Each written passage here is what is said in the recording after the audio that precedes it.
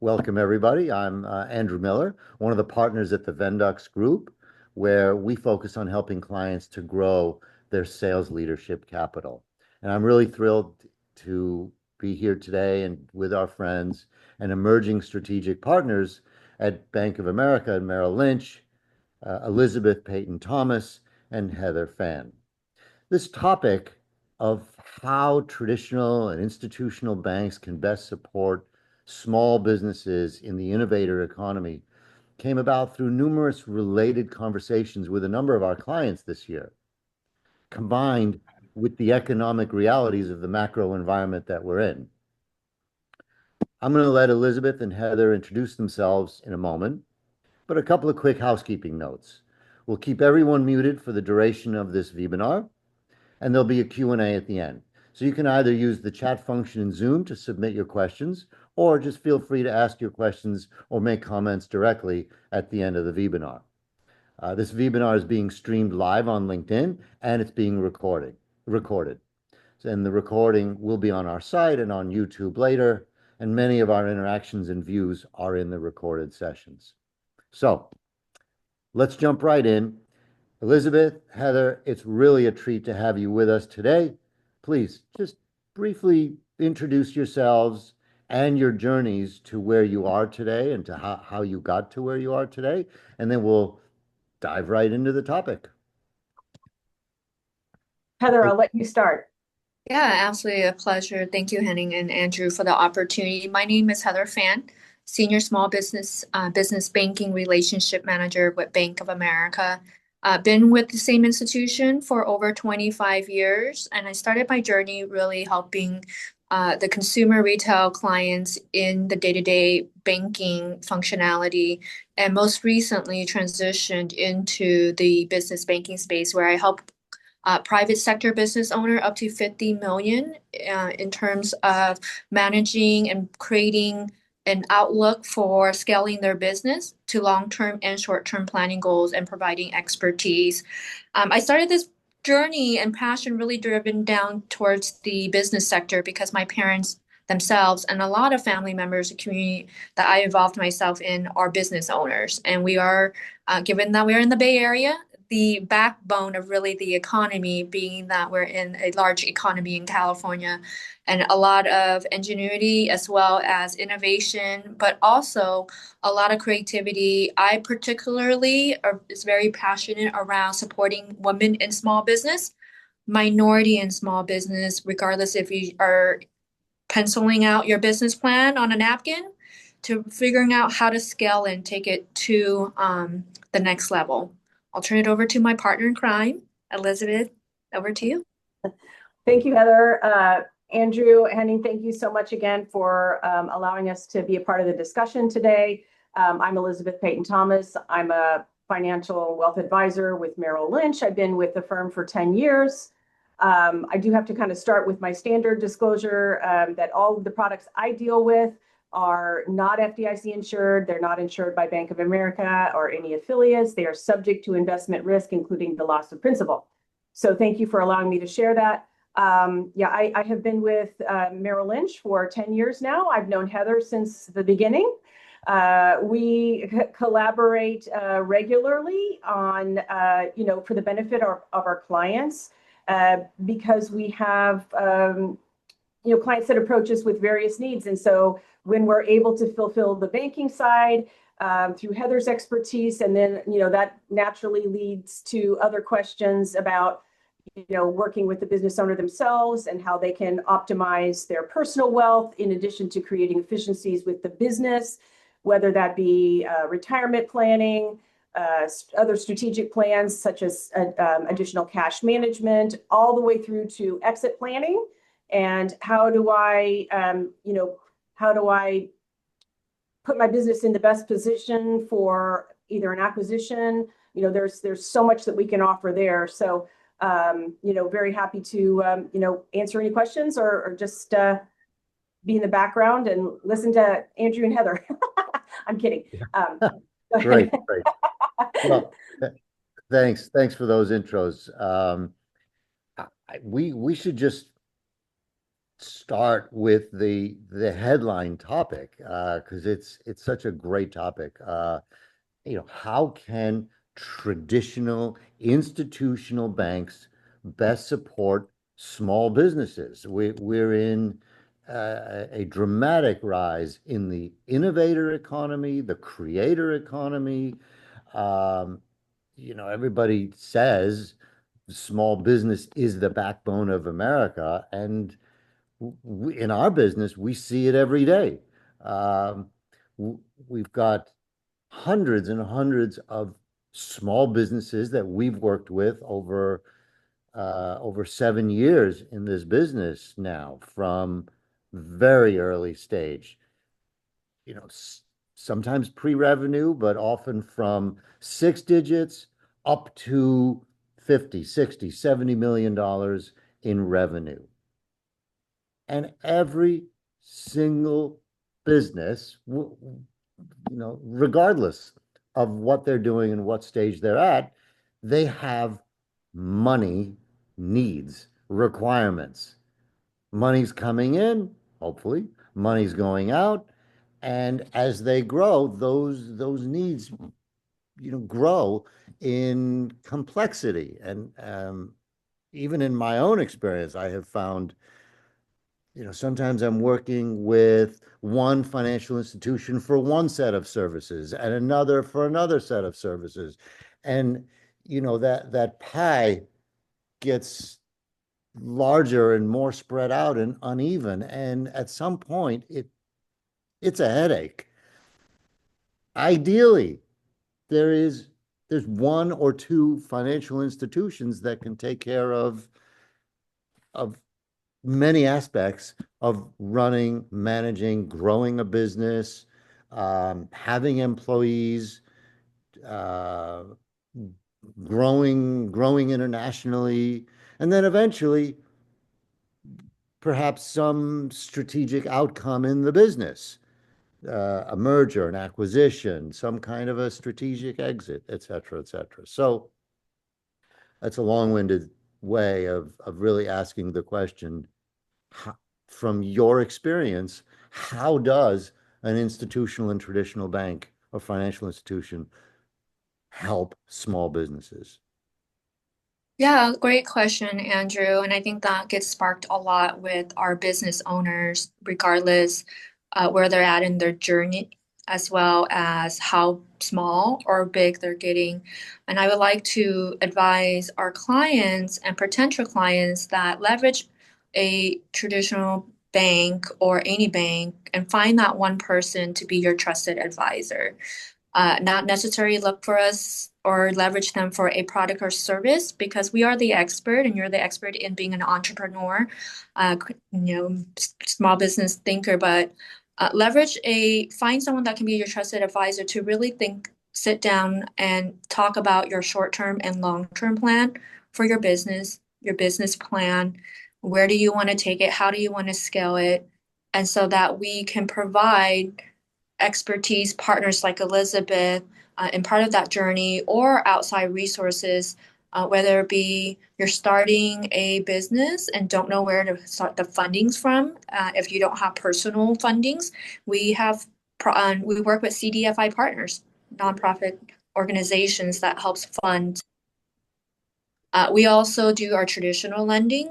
We also provide other access to capital. And I'll tell you that we publish an annual report for our business clients. And last year, we have 2025 coming out pretty soon, but our head of business banking and president will recently published last year, 2024, Bank of America Women and Minority Business Owner Spotlights. And I'll tell you, 2024 was a very unique year with a lot of transition.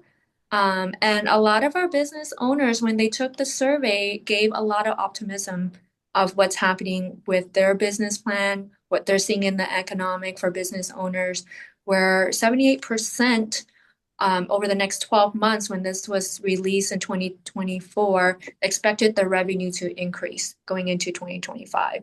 63% of that are planning to expand their business, and 52% of our business owner plan to hire.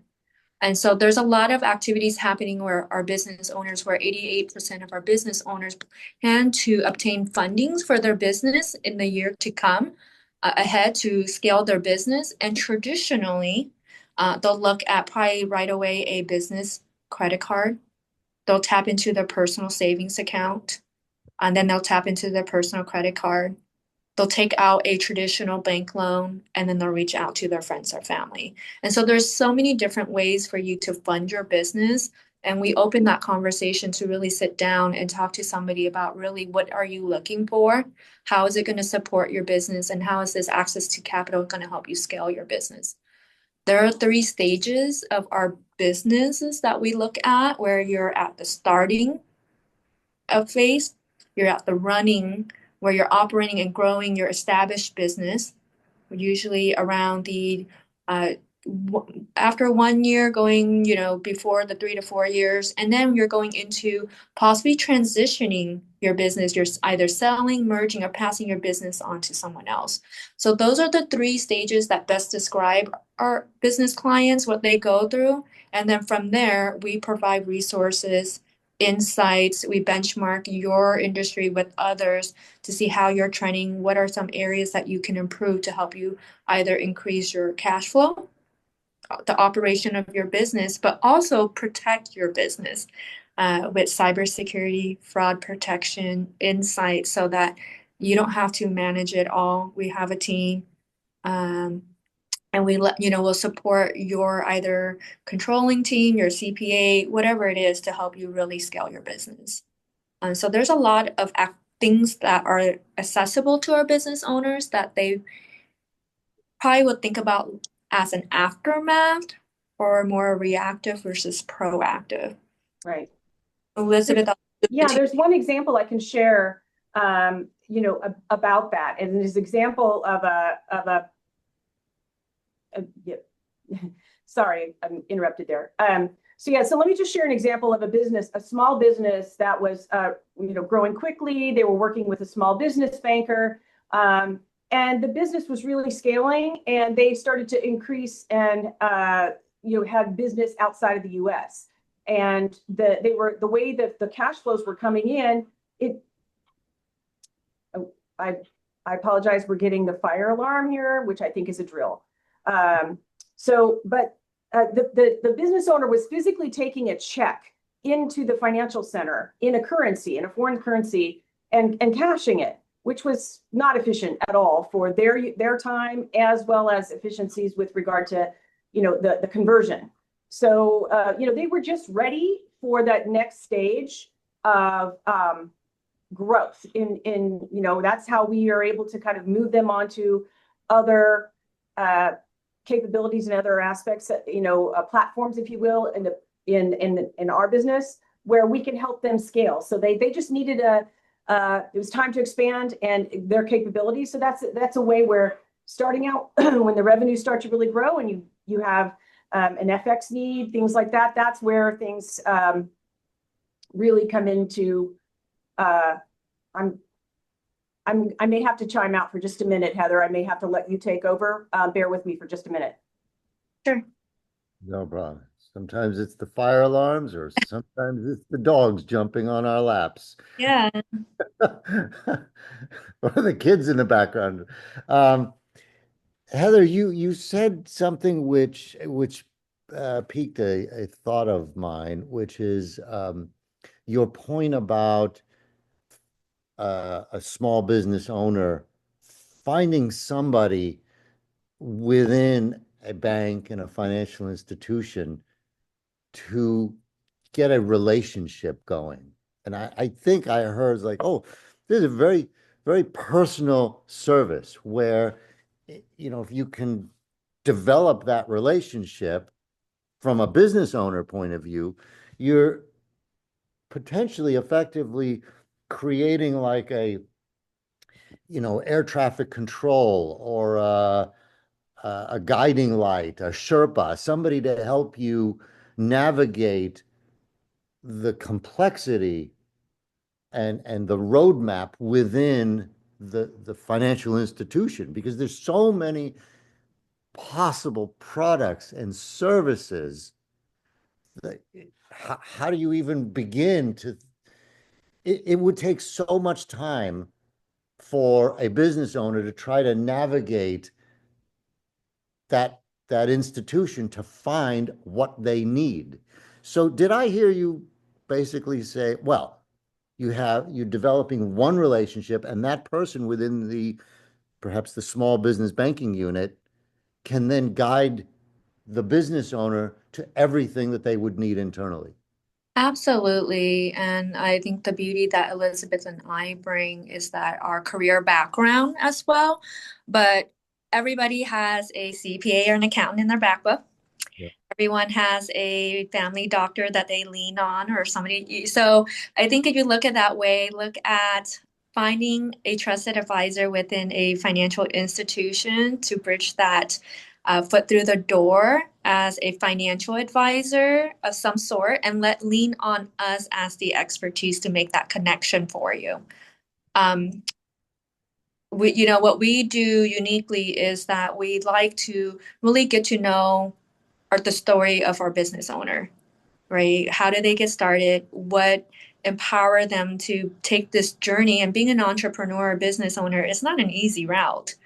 I mean, everything is leaned on you from the beginning to really where the finished products is. And then there's just so many resources out there, and that's okay to lean on all the resources, but do you have someone that you trust that gives you the right resources and advice for you?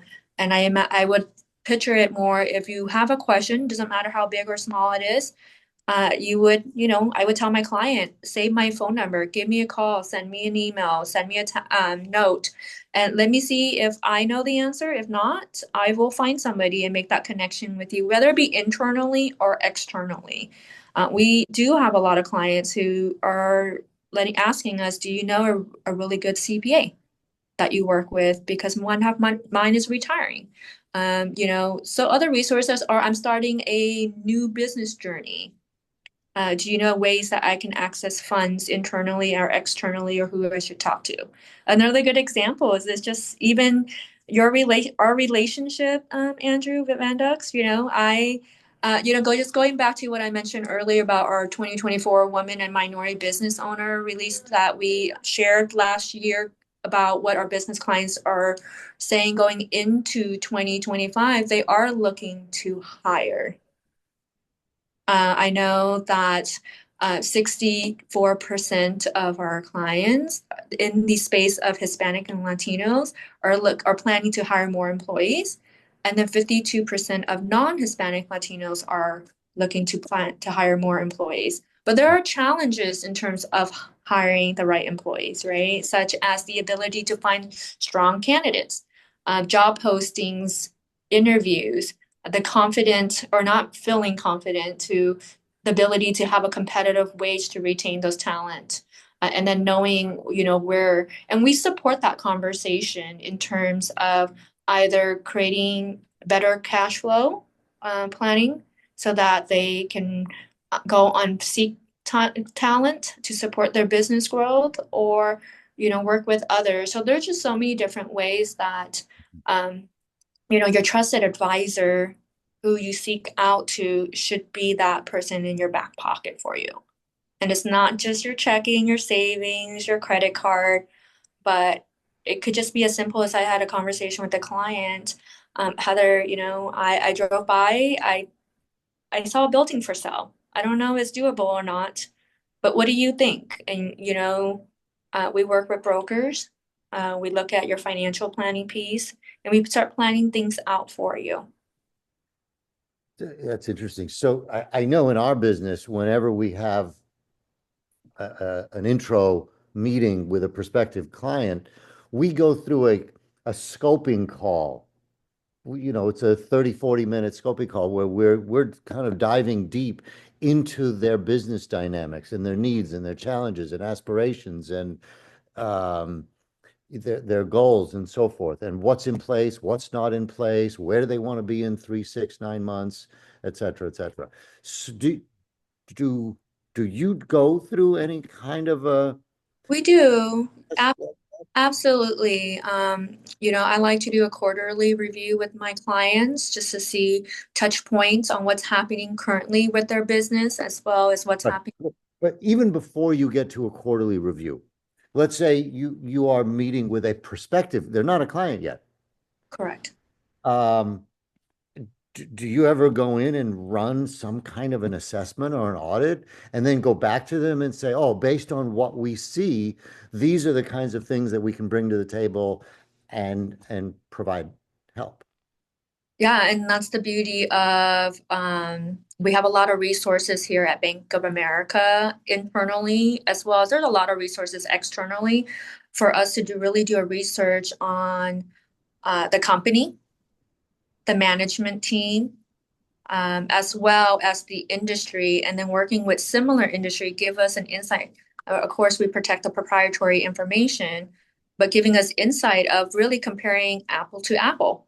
You know, if you're working with one manufacturing company producing a bolts and nuts, in let's just say East Bay, I have the opportunity to meet another client in Silicon Valley and possibly share some insights on trends that's happening in that industry to dialed in on whether it be how they can scale their business, access to capital, as well as really just benchmarking as very minute to even down to cash flow, inventory days, things like that to say how can I, move my business from A to B with another company that I know is doing really well or share some insights. We have tons of resources, and I think the other piece that is not taken, I highly encourage our clients, whether it be current clients or prospects, to visit our Center for Business Empowerment. It's a website. It's accessible to anybody at any journey of their business, and there's tons of resources on there. So Center for Business Empowerment, I'll send out the link to you, Andrew, post call, but there are resources on there to explore different types of financing. How Mhm. do I budget for my business? How do I create a business? How do I make decisions on um, what, to use for my business that's best? There are tools and resources on there that can help business owners that are underutilized. So these are all free, and I wish, I share how did I get to where I'm at today. My parents are small business owners. They've been in this industry for, I want to say, maybe over 40 something years right now. And the amount of resources that's available to them, I wish they had that to really help them maybe accelerate their journey of business, small business, a little bit more easier and less gray hair, I guess, or more hair left. But I mean, there are just tons of things on there that I think is underutilized, or you don't really spend the time to just take a look and see what's out there for you. Yeah. Hi, Elizabeth. Welcome back. Hi, sorry about that.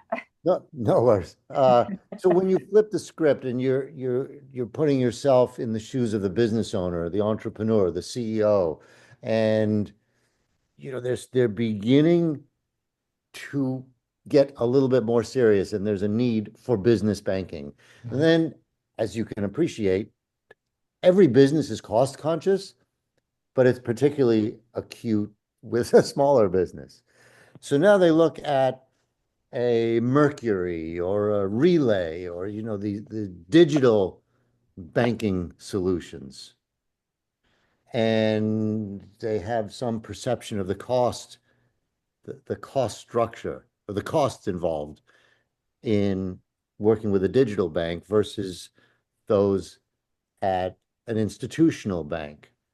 What what are the things that a CEO and a business owner should be looking at when they're looking at different options for banking services?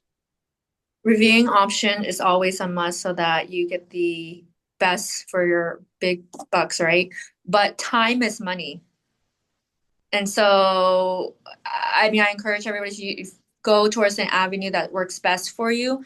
But time is money. And I think about how much time do I want to spend on a phone trying to get a hold of somebody that really understands where my business, what I need versus selling the store again. And maybe there are some solutions that it's just a quick hit, easy that works, right? But time is money, and we help a lot of our business owners really take a look at how much time do you spend on a specific task or thing or going to, your office, or what can we do to alleviate that time, give it back to you so you can spend it somewhere else by creating efficiency, whether it be how you manage your operating account, how you access your account 24/7, how do you access specialists like Elizabeth and I, right? How do you, it could be you're on your way to, the holidays are approaching and you run into fraud, right? Do you want to spend your time on an 800 number trying to figure out where to go, or do you have a trusted advisor in your back pocket? So if we think about where can we save time for the business owners, and give it back so they can really work on their business and then create a solution that is in their best interest. Gotcha. In a minute or two, I want to open up the floor to any outside questions that might be there. Let me ask you a question about balancing kind of reinvestment or investment in the business with retirement savings. Or, the flip side is retirement strategies. The business has cash flow needs. I got to invest in the business, but I also need to take care of retirement and strategy and, taking care of other things within the business. What kinds of services would a bank be able to bring to the table to help a company and an entrepreneur manage and even begin to understand those kinds of dynamics, not necessarily for today, but for future planning? Yeah, that maybe falls a little bit more into my area. You know, one as businesses grow, a very common theme that I see with business owners is that all of their wealth is tied up into the business, perfectly natural. As things, you start to get the need for employees, you start to need to expand. That's where you have those, you really need to fulfill those employee benefits. So, as an advisor, I would start with helping the business owner identify those, key, we do have some laws here in California around that if you have certain employees, but, this is something where you really want to have that good team around you. You want to have a good tax advisor. You want to have a good financial advisor. You want to have a good business banker, because those are the individuals that can identify where are your opportunities. So beyond the 401k, beyond, just the basic, SEP, that's something that's pretty straightforward, more or less. When it comes into more sophisticated needs, then you want to look at, incorporating other strategies, potentially like a cash balance plan. I mean, that's a very common, in my opinion, underutilized solution that I see with closely held businesses where there is a business owner and a few employees, and there's a high income. The business is bringing in lots of a good cash flow, and there's an opportunity for tax mitigation there, as well as a benefit to the employees. And it's just there's a lot, but they're complex solutions. I think that's where you really need to bring in a team to really understand there's a lot of nuances to those types of plans. Other things like health savings accounts. These are things that are, also a benefit. There's key person insurance. These are all ways that you can help scale, protect the business, provide for a retirement savings. It's really hard to manage all those priorities, right? So, we try to find a way to, and most of the time we just recommend taking it in stages, one step at a time. If you're, start with this, and then as things evolve, we're here to kind of guide you on what else would be the next logical solution. Makes sense. Good. Henning, do you have a question, or are there any outside questions that you see? Yeah, there are no questions on LinkedIn Live that were posted, but I do have one or two questions myself. Andrew, Heather, you earlier talked about assessing a client that comes in to get them started and understand what type of resources they might need and where your help might be particularly effective. Are there scenarios where a client that comes in the door is not a fit, where you would turn them away and say, we can't really help you? Absolutely not. I mean, there are certain industries that were just a no-no, right? But overall, when we, sit down and do a strategic planning with our clients, we have specialized fundings. If you're looking to do a commercial real estate loan, equipment loan, we do have healthcare for our healthcare profession, private practice. We do franchise loans, we do asset-based loans. But for clients who, and then, I mentioned earlier the type of fundings that our small business owners are leaning, whereas towards the credit card, the line of credit before they tap into their savings, term loans. But we also have alternative financing that we partner with. I mentioned earlier CDFI, community development financial institutions that we partner with that will look at awarding money to historically underrepresented communities or organizations to really foster entrepreneurship, startup business. So there's those resources. We have Minority Business Development Agency as part of our way to support and grow minority business owners. We have local fundings, there's grants, crowdfundings. I mean, you can also, before you even leverage borrowing money from friends and family, we also have clients that will maybe look into tapping into, as a homeowner, a line of credit to fund their project. There's so many different ways before we tell a client absolutely no. Unless you really fall in a bucket that we're just completely restricted from. Yeah, and that, like cannabis, for example, I would assume is one of those industries. Yeah. Yeah.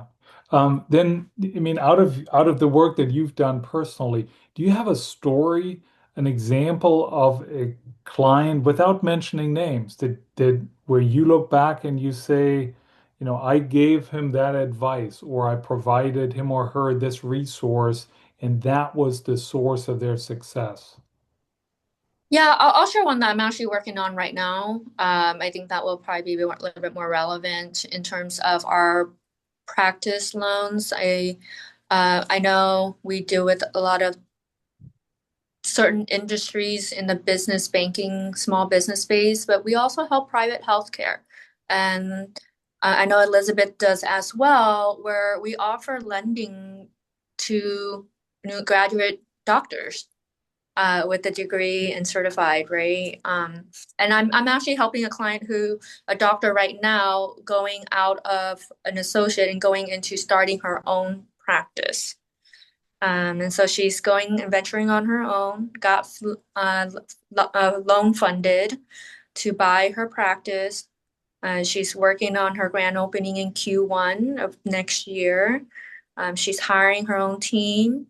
I'm helping her navigate how to manage her operating accounts, giving her different partners for payment solutions, healthcare advice, as well as even helping her with teaming up with workplace benefits to provide retirement plans for the team that she's bringing on, equipment lending. So there's so many things that we wrap our arms around our private healthcare to really make sure that they get to take care of their patient and they do a really good job at it. And we're the expertise to make sure that they are successful in starting their own practice. And hopefully it's not just one practice, it's multiple practice, right? To really set them up for their retirement plan.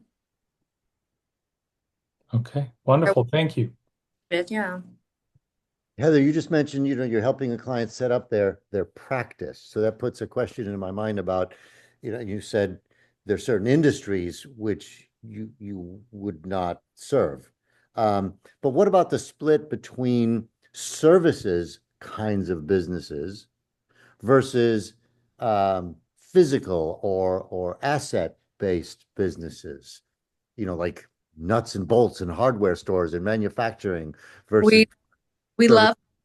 love we help. I mean, we help in any industries at all. We may not be able to help everything uniquely what they're looking for, but I'm sure that there's something that we can either provide a solution to their problem or introduce a partner that can help them navigate that. So if they're looking for some kind of VC funding that we may not be able to support, but when you do get your fundings, let's put that in a return account to give you your yield, right? There's just so many things that we can navigate through for our business owners, depending on what stages and what they're really looking for in terms of their short-term and long-term plan.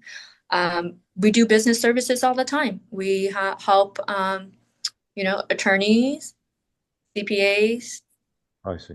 Yeah. Okay. And so it is different things. I mean, it could be as simple what I mentioned earlier, a client giving me a call to say, I drove past a building that has up for sale or lease. Is that something that is an option for me? Mhm.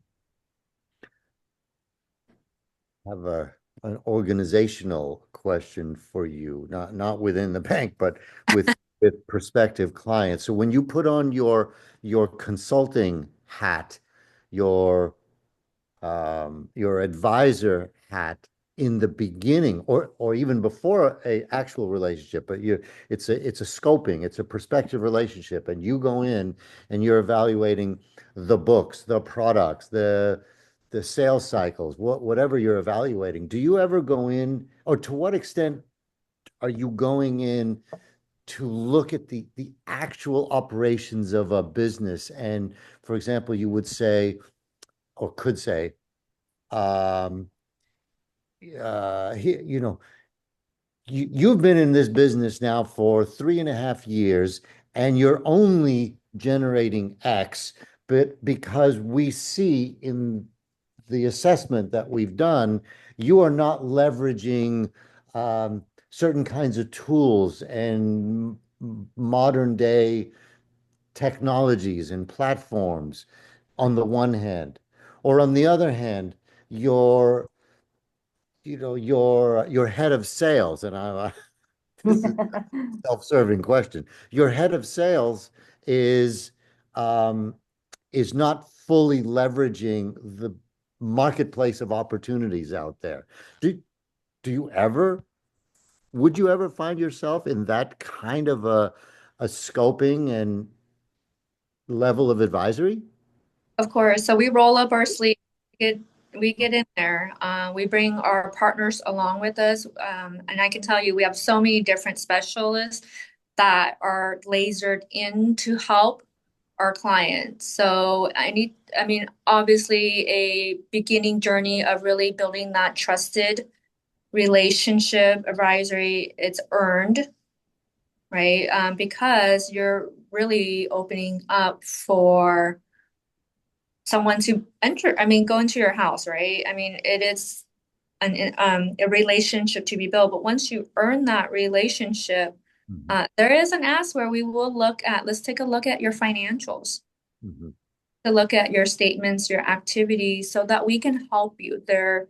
And we have tools and resources and specialists, but at the same time, like going back to what you were mentioning earlier with the sales, our Cash Pro online is our online platform for our commercial clients in the business banking space. It has tons of resources and reports that you can tailor, but does forecasting of, for the business so they can really start thinking about ahead and not be reactive. So we do webinars just like how we have one today on cyber fraud preventions. We have a lot of different resources. When we look at your financials, if it's not today, let's start planning out how about next, when and how we can set you up for success.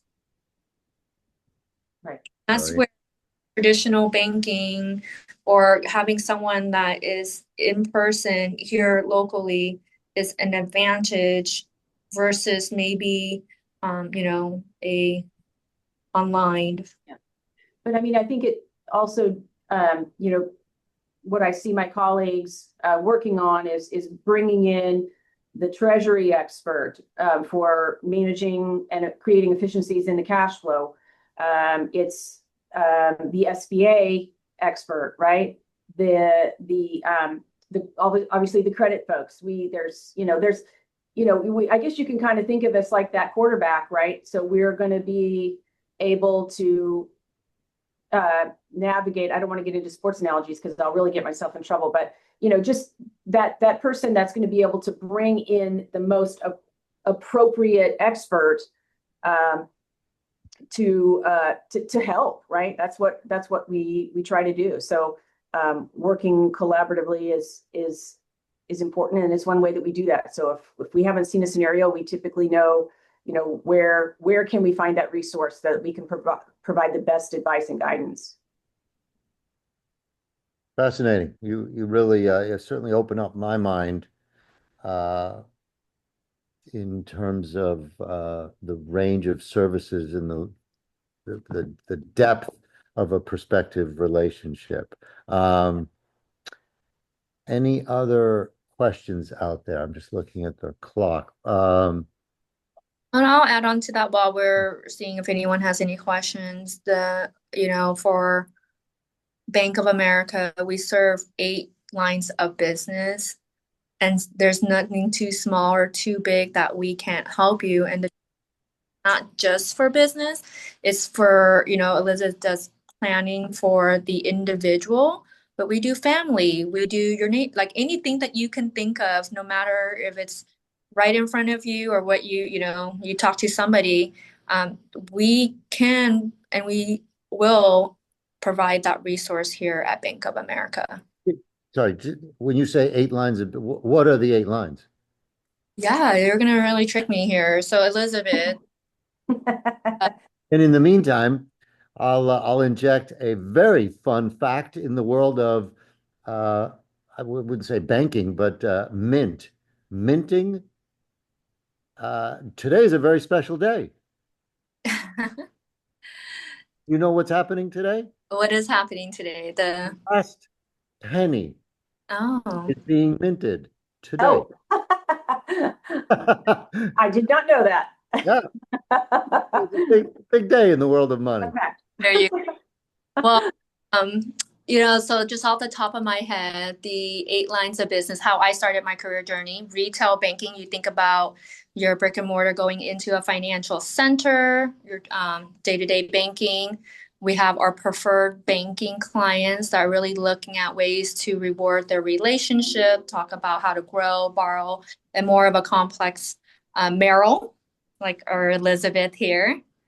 We have private bank for our ultra high worth network clients, and we have a whole team that supports that. Business banking, like myself. And then when you go global, we have global commercial banking as well. And then it gets larger and larger. We have global corporate and investment banking, where we go international and global market. So that's all our lines of business, 8 lines of business in a nutshell. And if you think about it, there's really not anyone that can't really find someone that they can talk to. Yeah. And I think that's where maybe, like Andrew, you mentioned the depth. If you're looking at over the course of a business cycle, there should be resources across to take through an entire business trajectory all the way through. And we see that so much here in the Bay Area, where there is that innovation, where companies are scaling very quickly. It just seems that there's according, at least from what I see, working here as opposed to across the other areas of the country. I mean, you can have a company, that's got a technology development that's maybe got some VC funding and they're in business for a while, and then all of a sudden they're acquired, and it can happen very quickly, right?